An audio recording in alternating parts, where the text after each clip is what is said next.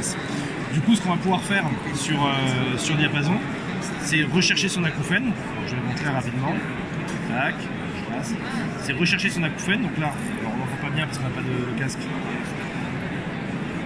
On va pouvoir retrouver le son de son acouphène ici.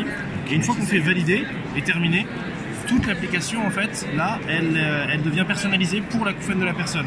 Donc on a des activités durant lesquelles on va faire écouter des sons aux gens. Alors plutôt que juste de leur donner un son à écouter, de leur dire ben voilà, écoute ça 10 minutes. En fait on l'a mis en contexte avec des mini-jeux. Par exemple, Constellation, c'est un jeu que j'aime bien. Tac, on doit retrouver des étoiles. Alors bon voilà, on prend notre petit télescope, tac, on cherche des étoiles. Et on écoute des étoiles et c'est l'étoile qui fait le son le plus fort, qui est la prochaine étoile de la constellation.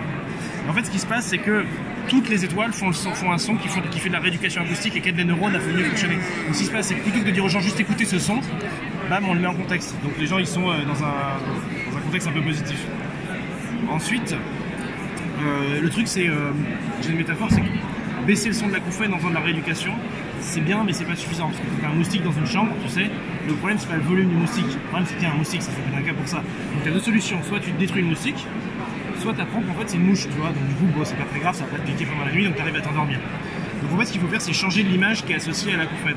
Et pour ça on a des petites astuces qu'on emprunte à la thérapie cognitive et comportementale, qui est un très gros mot pour la psychothérapie appliquée, hein, en gros. Alors par exemple cette activité s'appelle recette perdue, donc tu as une recette, tu l'as perdue, hein, et du coup tu dois choisir quels ingrédients vont aller dans ton bol. Et ce qui se passe c'est que chaque ingrédient il fait un bruit différent, et si ça fait le bruit de ton acouphène, ça va dans le bol. Par exemple, là, je sais pas, moi j'ai pas d'acouphène donc je sais pas bien y jouer. Et ce qui se passe en fait du coup, c'est que pour la première fois dans la vie du gars qui a des acouphènes, il se sert de son acouphène pour un truc positif, c'est-à-dire qu'il en a besoin. Alors évidemment, au bout de 2 semaines, le gars il va pas sortir et dire oh, j'adore mon acouphène. Par contre, ce qui se passe, c'est que quand il y a une crise acouphénique, le cerveau il regarde dans le passé pour savoir comment il doit réagir.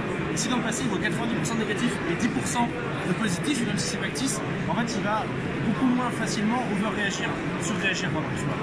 Et du coup, on va se retrouver avec un cerveau qui prend un petit peu de la distance et on va éviter les crises acouphéniques tout simplement. Donc ces genres d'activités qu'on propose, ça dure 3 à 5 minutes.